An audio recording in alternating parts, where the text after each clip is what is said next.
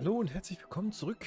Wir spielen immer noch Lamplight City und ich habe eben gerade schon 10 Minuten hier diese Folge aufgenommen.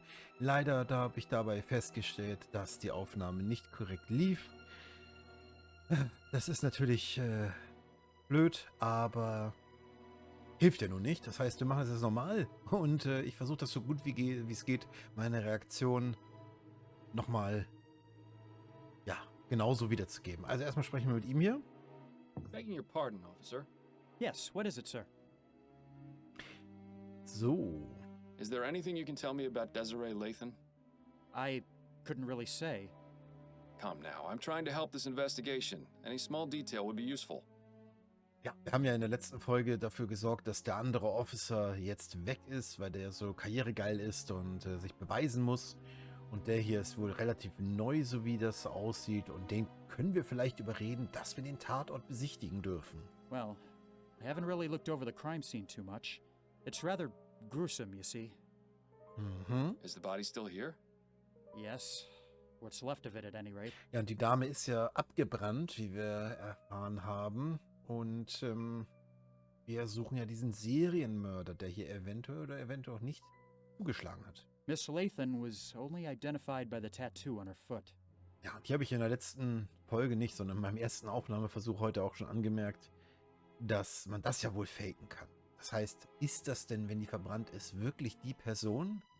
Eine Tätowierung kann ich ja einfach auf dem Fuß auch nachmachen oder vormachen oder mir eine Leiche suchen und das dann so zusammenschustern. Das geht ja. Und DNA-Abgleich gibt es ja damals noch nicht. I see. So. Has there been much progress here? Snelling and Parsons examined the scene, that's all I know. Do you think I might have a look, now that the initial investigation's been conducted? I'm afraid that's out of the question, sir. I have my orders. So, und hier haben wir 3 Ausnahmemöglichkeiten. Regeln sind doch nur da, damit man sie bricht. Das wird, glaube ich, nicht ziehen. Es könnte noch etwas geben, das übersehen worden ist. Das fand ich ganz gut. Und das dritte ist für mich so ein bisschen die Filmvariante.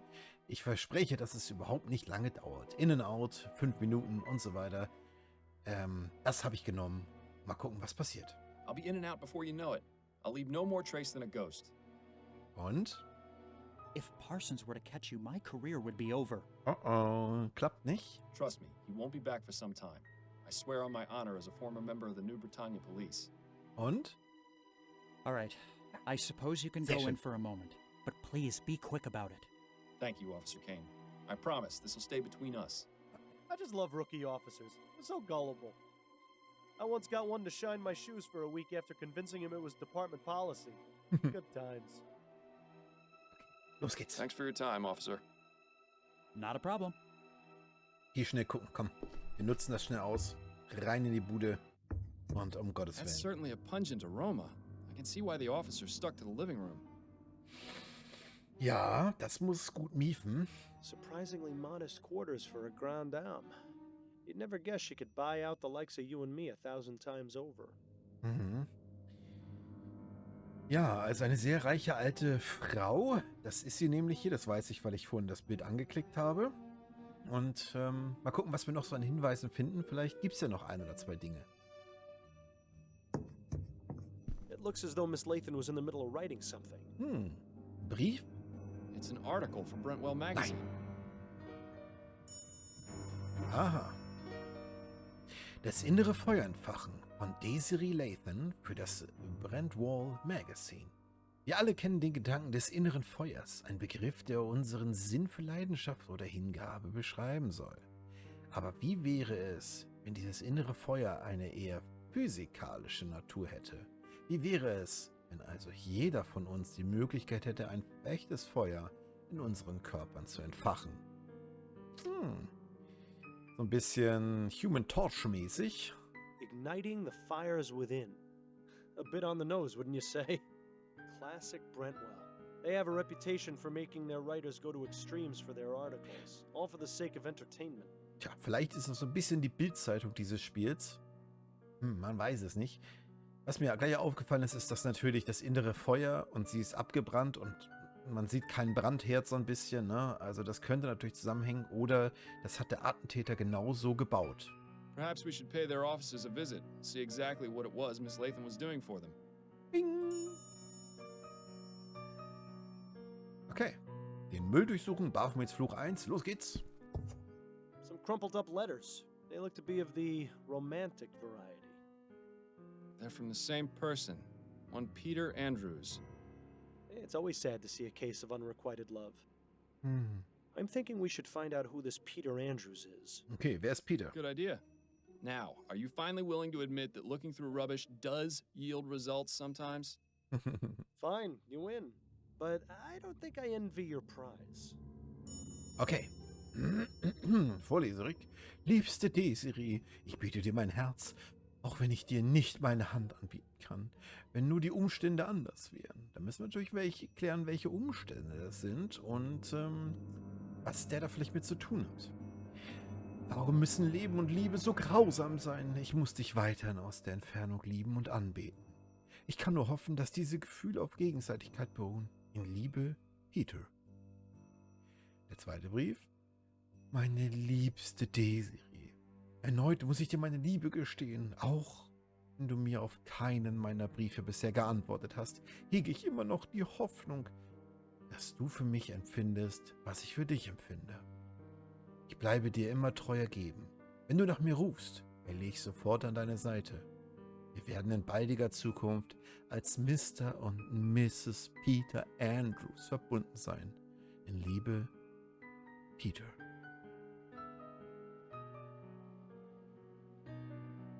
Ah, okay, ich glaube, da gibt's noch eine Info, aber gibt's nicht. That's a nice portrait of Miss Lathan. Too bad it was damaged by the fire. The area where the artist's signature should be has been singed and is unreadable. Too bad. Mhm. But the date is still legible. It's from this year. Also ein aktuelles Porträt. The flames must have been fairly high to be able to stain the ceiling like that. Ja, und hier ist mir aufgefallen, dass wenn hier von hier aus das Feuer ausbricht und es sogar einen menschlichen Körper so verzehrt, wie wir das hier sehen, dann kann es doch nicht dabei bleiben, dass es direkt ausgeht, oder? Also das ist doch sehr begrenzt hier alles. Hat das nicht jemand abgelöscht? So sieht es für mich aus.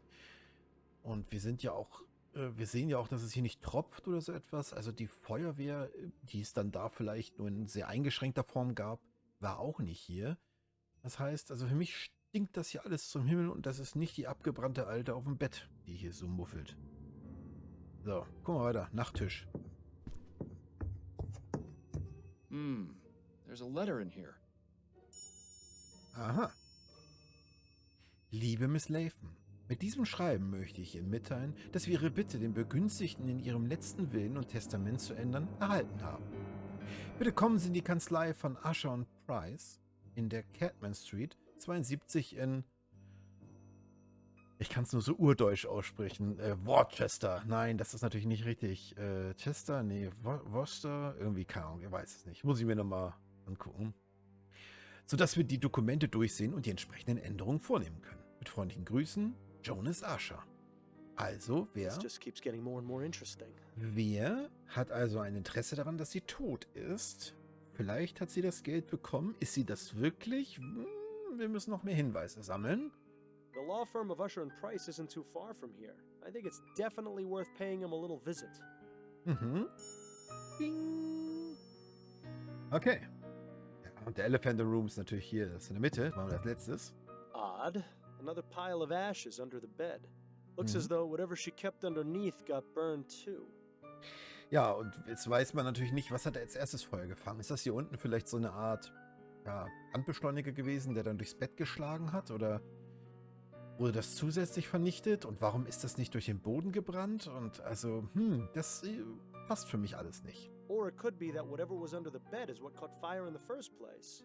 Although, there's no evidence of what started it. All that's left is a small piece of cloth. Might as well take it. Bing. Okay. The cloth appears to have some oily residue on it. Interesting. Brandbeschleuniger? Okay, jetzt die verbrannten Reste. Und bitte. Ashes to ashes and all that. I'm glad I was buried. Cremation always seemed a bit too hot to handle. Ja. Und jetzt sehen wir natürlich auch, wie sie nur identifiziert werden konnte, ne? Anhand der Beine am Tattoo. Und jetzt wird, also wenn das natürlich akkurat dargestellt ist, das weiß man natürlich immer nicht in dem Spiel, ob das genau so ist, wie man sich das jetzt vorgestellt hat oder vorstellt. Aber wenn wir uns mal überlegen, der menschliche Körper besteht zu, nagelt mich nicht drauf fest, 75% aus Wasser. Bis der abgefackelt ist, das dauert schon einen Moment, das muss schon warm sein. Also bis der so verbrannt ist wie hier. Stelle ich mir die Frage, alles drumherum sieht gut aus. Also natürlich ist es hier ein bisschen ölig und so weiter oder schmaler, ne? Also keine Frage. Aber das sieht für mich so aus, als wenn die hier platziert worden ist. Die ist irgendwo, die muss ja vielleicht irgendwo anders abgebrannt worden sein oder vielleicht ist das auch gar kein menschliches Skelett oder etwas anderes. Aber bis das so verbrannt ist, das ist doch, das passt doch nicht. Oder sehe ich das falsch? Mich passt das nicht. Und dass das hier so genau abbrennt, das halte ich auch für sehr unrealistisch. Now's not the time for jokes, Bill. Are you serious? Death is the best time for jokes. Otherwise, it's all just a bunch of boo-hoo-hoo this and wah-wah-wah that. And trust me, there's plenty of that in life. Hell, you'd know better than anyone. All right. Just shut it for a bit while I look over the crime scene, would you? I need to concentrate. Tja. Alas, poor Desiree, a woman of infinite riches, of tastes most fancy. Where's all your money now? Du kannst es nicht mitnehmen. Wenn du tot bist, bist du tot. Kannst dich nicht damit begraben lassen. Beziehungsweise kannst du schon, aber wahrscheinlich kannst du es nicht mehr ausgeben. Come to think of it, that question might be worth answering. Ja. Wer hat davon was, wenn die Frau tot ist? Das müssen wir uns nachher die Frage stellen. Ugh, greasy, fetid, stinking ashes. Who knew the human body was capable of producing such a disgusting byproduct? Naja, aber warum ist der Rest so? Also das kann doch nicht sein, dass es abgehackt. I'm surprised the coroner hasn't taken the body away yet. Probably because there isn't much of a body left to take. Either that or Dr. Edwards knows better than to deal with something like this. That's extremely unlike him. He'd jump at the chance to examine this body. Perhaps we should allow him the pleasure. I hope you're not suggesting what I think you're suggesting. Oh. There's a tattoo on her ankle. It says, "Dancing through life." Hate to break it to her, but that dance is over. Ja, na gut, okay. Also diese Lebensmottos kenne ich natürlich auch, ne? Wandtattoo, Leben, Lieben, Lachen, Kaffee oder so etwas. Oder hier streiten, zanken, leben, lieben, Thorsten, Jonathan, Ursel und Kevin. Keine Ahnung. Ganz schrecklich. Wenn das jemand von euch hat, tut mir leid. Ich mache das nicht. Aber jedem das tötet das seine, ne? Klar. Gut. Können wir mal ein bisschen drin rumbohren. Miles, do you really want to go carrying around those stinking ashes in your pocket? It'll take ages to get the smell out. Yo. Good point. I'll need to find something to carry them in. Aha. Alas, poor... Ja, hätte sein können, dass wir da was machen können. I don't think Desiree will be able to give us a hand with this investigation. Gott. Bill? What? I thought it was funny. This one's clean. Well, aside from the fact that the rest of the leg is burned off. Das macht für mich keinen Sinn. Es macht für mich wirklich keinen Sinn. Es tut mir ganz schrecklich leid, aber... So, wir müssen irgendwas finden, womit wir... das Ganze transportieren können. Wie machen wir das? Notizbuch. Es wird wieder laut.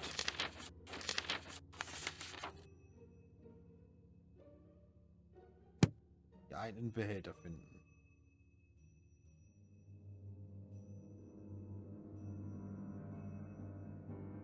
Ist hier vielleicht doch noch was drin? Nothing else of it. Looks like this one... Das ist auch nicht richtig abgebrannt. Also es macht alles wenig Sinn. So, was passiert denn? Wir können ja doch nicht mehr rausgehen, ne? Wenn wir jetzt hier... Schande. Vielleicht sind wir zu früh hier rein. Oh. Immer. Wenn ich jetzt rausgehe, kommt dann der Typ wieder oder kommen wir da nicht mehr rein? Das wäre natürlich Grand Malheur. Was there someone else in the room just now? Oh nein. I thought I heard you talking. Oh, no. It's just sometimes I think aloud when investigating crime scenes. Nein. Good save. We don't need any more police officers thinking you're insane. Oh, kommen wir noch mal Begging rein? your pardon. Yes, what? Kommen wir noch mal rein? Bitte, bitte, bitte. Nein. Thanks. Not. Nein, nein, nein. No.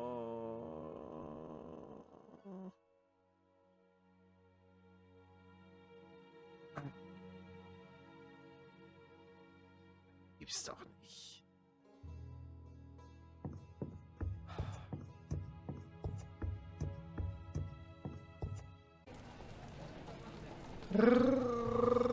Wir sind doch jetzt nicht ausgelockt, oder? Das geht doch nicht. Das geht doch nicht.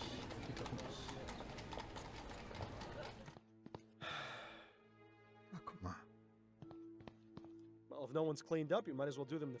Okay, das ist das Behältnis.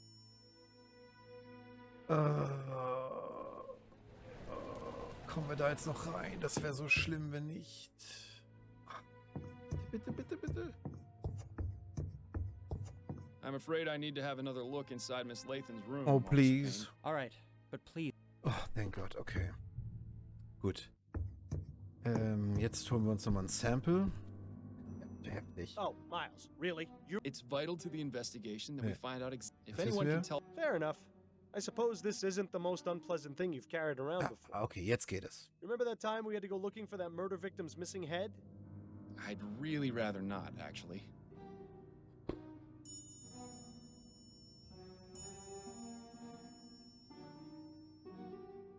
Okay, haben wir jetzt alles hier uns angeguckt? Ja, ne? Ich habe hier vorne noch einen Brief gesehen, den möchte ich natürlich jetzt entsprechend. Ugh. The smell from the bedroom is getting worse. Ja. I don't know how much longer I can stand it. Boah. Okay, wir nehmen den Brief nochmal oder gucken uns den Brief nochmal an. An invitation to the Gascon Grand Dame's Ball. It seems it was held 2 nights ago at the Gascon Supper Club. Aha, Supper Club, da war ich ja eben. Da war ich auch in der letzten Folge.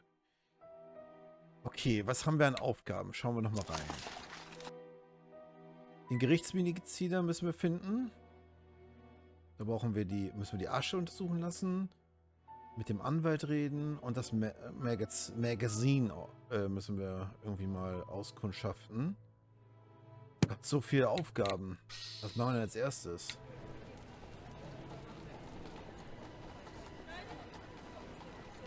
Gehen wir mal zu Usher und Price. Good afternoon, sir. Welcome to the law offices of Usher and Price. May I help you? Ja, wir haben da eine halb abgebrannte Leiche und ich würde ganz gern wissen, was es da mit dem Erbe auf sich hat. Können Sie mir da weiterhelfen, junger Mann? Yes, good afternoon. My name is Miles Fordham. I'm a private investigator and I'm looking for Jonas Usher. Oh, I'm sorry, sir, but Mr. Usher is not seeing anyone today. Sie wissen schon, dass das den Jonas Usher ziemlich verdächtig macht, wenn er jetzt einfach uns ausweicht. Wollen Sie ihn vielleicht nicht doch mal fragen? If it's a matter of urgent legal importance, you could see Mr. Price. Oh, that smell! I thought I told Mr. Usher to throw away that sandwich. Ich glaube, das ist die halbtote Leiche, die wir da bei uns in der Tasche haben, oder? Ja, okay. Also hier können wir wohl nicht viel machen. Ups, das war nicht gedacht. Ich gehe einfach It would rein. be unwise to barge into Mr. Usher's office having been told he isn't seeing anyone today. We need to find a way to make him change his mind. Okay, gut. Das heißt, wir müssen erstmal woanders hin. Arte. Aber wir haben genug andere Lokationen. Das Magazine. Ah, hello there. Are you here to drop off an article? Ja, nö. No, actually, I'm a private investigator. The name's Miles Fordham. How exciting. You must have so many interesting stories. You could say that, yes. Please, come in, come in. I'm Alan Brentwell, owner and publisher of Brentwell Magazine. Pleasure to make your acquaintance. Goodness, what a stench. When did you last wash? Das ist die halbtote Leiche, die wir dabei haben. Oh, that? No, I've just got these ashes of a burned woman in my coat. I see. I'm sure you've got your reasons for doing so. If you'd ever like to write an article about the experience, I'll be glad to take a look at it. Confessions of a Steam Addict by Ezra Bartley. I think I'm better off not knowing. Mhm. For Whom the Bell Almost Tolled by Suki Snobs. Fascinating stuff. For the publisher of a sensationalist rag, Brentwell is awfully well read. Assuming he actually has read all those books, of course. Empty.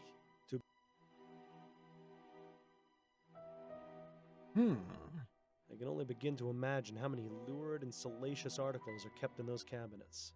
Ja, okay. Setzen wir uns auch hin oder stehen wir? Nee. I have some questions for you, Mr. Brentwell. Wonderful! It's so seldom I get to answer questions. Ja!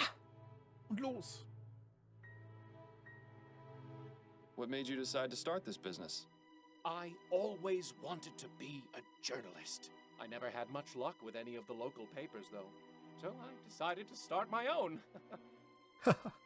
I admit it's not exactly what I wanted, but I like to think Brentwell magazine has found its own unique voice. Voice? More like a gurgling scream. Mhm. What can you tell me about Desiree Lathan? Desiree Lathan. Oh, why, she came to me a few weeks ago in response to an ad I took out requesting articles. Wie alt war sie denn nun? She told me she had an idea readers would love. We agreed on 3 crowns per paragraph, and she was on her way. Come to think of it, I haven't heard from her in a few days. Tell me about Brentwell magazine. We're a monthly publication focusing on both fiction and non-fiction pieces. My dream was to have a magazine that was well-respected and educational. But sadly, it seems today's audiences are much more interested in reading about sightings of giant bat creatures or mysterious buried treasures. Such a pity. Ja. I hear you have a bit of a reputation for making your reporters do questionable things for their articles. You are mistaken, Mr. Fordham. I don't force my writers to do anything. They seem to have this notion that the more extreme their research, the more authentic the articles will be. What sort of extremes are we talking about here? We had one writer who attempted to heighten the sensation of fear she wanted to express in her story. Damn near decapitated herself by sticking her head through an opening at the clock tower at St. Denis Cathedral. Ugh. What? Thankfully, she made it out alive. It would have been quite the predicament if she hadn't. Especially considering that was our most popular article last year. Oh, people have such odd taste. Were you aware that Miss Lathan is dead? What? No, I had no idea. What? I'm not exactly sure. She seems to have burned to death under mysterious circumstances. Mysterious circumstances? Oh, da ist er jetzt angezuckert. Most of her body was burnt to ash, but there's very little fire damage around her. It's as though she herself just caught fire. Ach, gucke mal. Das ist das, was ich gesagt hatte. Und ich finde es so geil, also das ist wirklich, in diesen ganzen Detektivspielen ist das wirklich absolut einzigartig, was ich zumindest kenne, dass wirklich das Spiel darauf auch reagiert, was wir analysieren. Also, na gut, es reagiert nicht darauf, aber es ist nicht nur ein Artwork im Hintergrund, sondern man kann das wirklich wie als Detektiv auseinandernehmen. Richtig cool. Oh, that sounds positively ghastly. Oh dear. Is something wrong? I just remembered. The article she was writing. Dear God. I hope she didn't go too far with her research. What exactly was Desiree's article about? I'm not entirely sure. She merely came to me with the proposal. She didn't tell you what that idea was? She did, but I wasn't sure what to make of it. Please, Mr. Brentwell, stop stalling and tell me what she was writing about. It was about spontaneous human combustion. Das ist tatsächlich so ein Ding, ne? Das lese ich immer mal wieder. Was ist denn das eigentlich? Wie soll sich denn der Mensch selbst entzünden? Keine Ahnung. Crazy. What do you know about spontaneous human combustion? Ja, vielleicht kriegen wir es jetzt zu hören. Mal gucken. That's the thing. I don't know very much at all. Oder auch nicht. It sounded interesting enough. That's why I accepted Miss Lathan's proposal to write the article about it. But what do you know about it? Only that it's a mysterious phenomenon in which a person catches fire spontaneously and burns to death. It sounds exactly as you described Miss Lathan's condition. Do you know what Miss Lathan's research on the subject involved? Only the one contact I gave her, a Miss Angela Maxwell at the Spectre Society in Gascon. Die kennen wir doch, oder? The Spectre Society, huh? I shouldn't be surprised to hear that name again. Are you a member? Actually, I am. Stimmt. Wir sind ja ein Member. Oh, man. Then I suggest you do some research there. There's bound to be something relevant in that curious library of theirs. Thank you. Perhaps I will. Thanks for your time, Mr. Gut. Dann mal wieder ab vor die Tür und ab auf die Straße.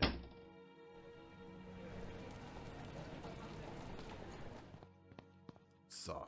Oh, what is that? I think the water closet may need a cleaning. Wir stinken einfach so heftig aufgrund dieser toten Leiche bei uns im Dings. Oh mein Gott. Ist es hilarious.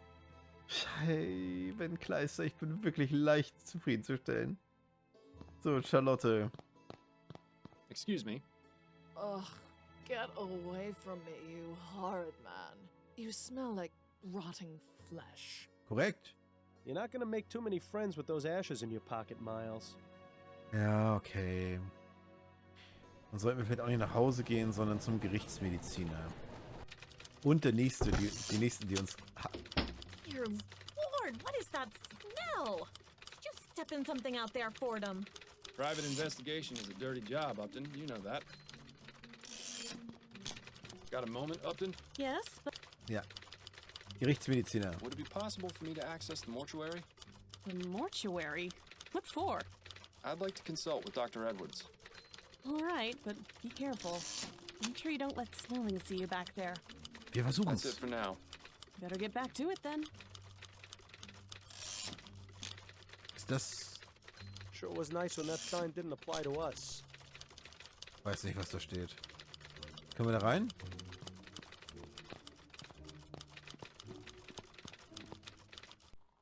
Ah ja, Tatsache. Guten Tag. Dr. Edwards' lab was always a fascinating place to learn about death. A bit less so now that I'm quite the expert. Ja. Oh, did I miss cleaning up some bit of that last corpse? Meine Güte, Alter. Die Leute, also die Entwickler treiben den Joker aber auch wirklich durchs Dorf. Oh, Fordham, what brings you down here? Pass auf, Alter. Ich habe eine halbe Leiche bei mir im Mantel in so einem Silberkrug, den ich aus einem edlen Lokal geklaut habe. Da ist ein bisschen Öl dran und ich bin mir nicht sicher, ob die sich selbst entzündet hat oder ob da was Größeres hintersteckt. Könntest du mal einen Blick drauf werfen? Hello, Edwards. I was wondering if I could pick your brain. Yes, yes, of course. There's one in a jar over there, and I may have another one around here somewhere. That coroner humor never gets old, does it? Ne. Anyway, let me know what you want to discuss. This fellow's not going anywhere. Ja. Udo. Pardon me, Edward. Yes? Okay. Machen wir das von Anfang an, komm. I've got these human ashes from a crime scene. Straight to the point. I knew I liked you for a reason, Fordham. Who do they belong to? Desiree Lathan. She was a Gascon Grande Dame. Oh, of course. I heard about that case. She was found burned in her home, wasn't Korrekt. she? That's right. I meant to go over there later today. Well, then I suppose I've saved you the journey. Would you have a look at these? Does this mean you're officially on the case? Not as such.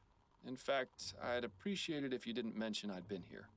Ah, clandestine operation. Sneaking around under Snelling's nose. Mhm. I don't have much of a choice. I'm pretty much persona non grata around here these days. Well, you're always welcome in my mortuary. Preferably while still breathing, of course. Jetzt kommt Bill. Anyway, Doch nicht. I'll just take those ashes off your hands. I'm sure your social life will soon improve. Sehr schön. Yes, I was making quite the impression. Ich wollte jetzt auch nicht mehr zu unserer Frau gehen, um die Ehe nicht noch mehr zu belasten. This is an interesting choice of container. Ja. It was either that or carry them around in my bare hands. Well, I'm a bit busy right now, but I should have something for you within the next couple of hours. Cool, danke. But you do realize the information won't be exclusive to you. I'll have to pass it on to the detectives on the case. Na klar. Naturally. That just gives me more of an incentive to work quickly. So, verbranntes Tuch vielleicht noch? I found this piece of burned cloth at the crime scene. Could you take a look at it for me? This is from the Latham case? It is, yes. What do you need me to look at exactly? It appears to have some oily residue on it. Korrekt. Interesting. I'm afraid I have my hands full right now, but you can feel free to use my workbench. If you like. To do what exactly? Selber gucken. Surely they taught you something about basic chemical analysis when you worked here. Yes, well, I always let Bill handle the more technical Aber der aspects ist ja in of our unserem cases. Kopf. Der ist ja in unserem Kopf, der kann uns helfen. A real pity I'm not around to help you anymore, isn't it? Ja, siehste. But I'll have a look and see if something comes back to me. Komm, wir fragen ihn nochmal aus. Keeping busy down here, Edwards? Oh, you know me. I've always got my hands in someone. Gott. Edwards always did have a way with words. Ja. This postmortem was just a formality, really. The victim died of a gunshot wound to the head. Last week, though, we had a real kicker. An old man was brought in, and though he appeared quite dead, I was told that he'd been in a trance for over half a year. What? Apparently, he was hypnotized right at the point of death, and somehow managed to remain alive, in a fashion. In any case, when I began performing the exam, his entire body decayed into a putrefied mess within minutes. It was fascinating. Should you really be giving me these details, Edwards? Das glaube ich auch nicht. Oh, hell, I don't mind telling you, Miles. It's not like you're going to go tell Snelling. Besides, you're the only one who's come to see me all week. Dead people make lousy conversationalists. Hey, I take offense to that statement. So, Snelling got promoted to chief, did he? Yes, not too long after you left. Personally, I think he took advantage of your situation to change things around here. Was it really that much of a shock? Bill and I weren't exactly the most well-liked detectives on the force. But you were respected. You two solved over 350 cases in 15 years. You were an institution. Damn right we were. It's so easy for people to resent their more successful peers. Ah, Edwards. Nice to know someone missed us. Ein noch. You didn't examine Bill after he died, did you?